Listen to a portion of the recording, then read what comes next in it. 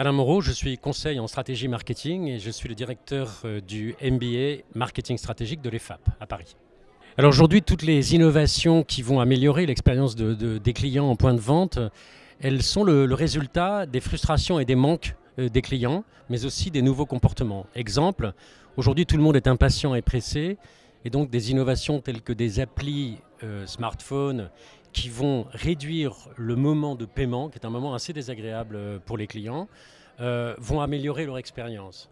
La fluidité, par exemple, c'est-à-dire le fait de dire je ne vais pas vous faire un parcours client compliqué, il faudra aller voir telle personne, puis telle personne, etc. Tout ça, ce sont des innovations qui vont dans le sens d'un enrichissement de l'expérience client. Alors justement, pour diminuer les frictions, un premier élément, c'est la personnalisation. Ça veut dire que le client nous dit je veux être reconnu. Et pour être reconnu, ça veut dire que chaque point de vente, chaque entreprise doit avoir une connaissance, à travers une base de données, une connaissance des clients pour pouvoir lui parler de manière personnalisée. Et déjà, là, le client va se dire, je suis chez moi, on me comprend, on me connaît. Et puis, la fluidité va venir du fameux parcours client dont je viens de vous parler et qui va être d'autant plus fluide que je vais réduire tous les moments qui sont des moments neutres ou irritants pour le client.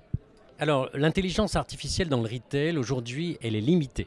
Elle est limitée et elle est limitée à des diagnostics. C'est-à-dire que je peux faire un diagnostic sur l'évolution de mes demandes clients, sur l'évolution de mes ventes, bien sûr. Mais en revanche, elle n'est pas encore aujourd'hui, et peut-être pas demain, elle ne va pas prendre de décision. C'est-à-dire qu'on n'est pas sur une future voiture autonome. Pourquoi ? C'est parce qu'il y a une chose fondamentale, et c'est demandé par tous les clients et les plus jeunes, c'est que la dimension humaine dans un point de vente est demandée.